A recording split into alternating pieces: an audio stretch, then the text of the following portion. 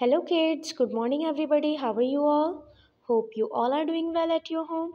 I am your Urdu teacher and this is your Urdu book. Now open your books. Have you opened your book? Now look at here. दर्ज झेल जुमलों की तशरीह कीजिए और हवाला भी दीजिए।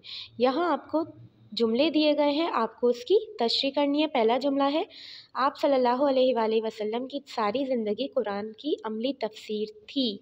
ये आपको जुमला दिया गया है, आपने इसकी हवाले के साथ तशरीह करनी है, जो आपको मैं दिखाती हूँ कैसे करते हैं। पहले आपने हेडिंग डालनी है, जुमलों की तशरीह। फिर जुमला नंबर 1 आपके पास है, आप सल्लल्लाहु अलैहि वसल्लम की सारी ज़िंदगी कुरान की अमली तफसीर थी।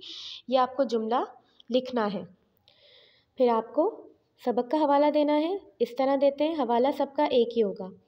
हवाला सबक, ये जुमला हमारी उर्दू की किताब की सबक रसूलुल्लाह सल्लल्लाहु अलैहि वसल्लम के अखलाक से लिया गया है। इसके मुसन्निफ़ सैयद सलेमान नदवी हैं। ये हमारा क्या हो गया, हवाला। फिर हमने तशरीह करनी है।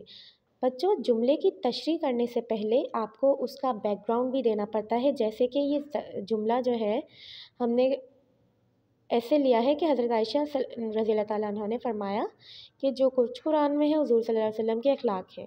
तो ये इसका बैकग्राउंड है जो हमने तशरीह में दिया है। इसी तरह जो बाकी के 2 जुमले हैं, एक मैं ये आपको करके दिखा रही हूँ तशरीह, और बाकी के जो 2 हैं वो आप खुद करेंगे। तो इसको अच्छी तरीके से समझ लीजिए। तशरीह, मंज़र ज़ेल बाला जुमले में सैयद सुलेमान नदवी हुज़ूर अकरम सल्लल्लाहु अलैहि वसल्लम के अखलाक के बारे में बता रहे हैं कि हज़रत आयशा रज़ियल्लाहु ताला अन्हा ने फरमाया कि जो कुछ कुरान में है वो हुज़ूर अकरम सल्लल्लाहु अलैहि वसल्लम के अखलाक है। यानी कि आप सल्लल्लाहु अलैहि वसल्लम की तमाम ज़िंदगी कुरान की अमली तफसीर है। अगर हम कुरान को समझना चाहते हैं तो हुज़ूर अकरम सल्लल्लाहु अलैहि वसल्लम की ज़िंदगी का मुताला करके आसानी से समझ सकते हैं। जो कुरान है वही आप सल्लल्लाहु अलैहि वसल्लम के अखलाक हैं।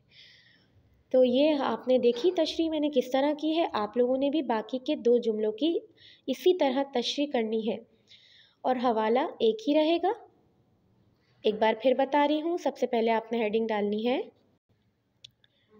जुमलों की तशरीह, फिर जुमला नंबर 1 इस तरह आपने पूरा ये कॉपी करना है, फिर जुमला नंबर 2, फिर उसके साथ हवाला, फिर तशरीह। ठीक है, उम्मीद करती हूँ मेरा आज का टॉपिक आप लोगों को समझ में आ गया होगा। अगली वीडियो में अगले टॉपिक के साथ हाजिर होंगी। तब तक के लिए अल्लाह हाफिज़, अपना ख्याल रखिए।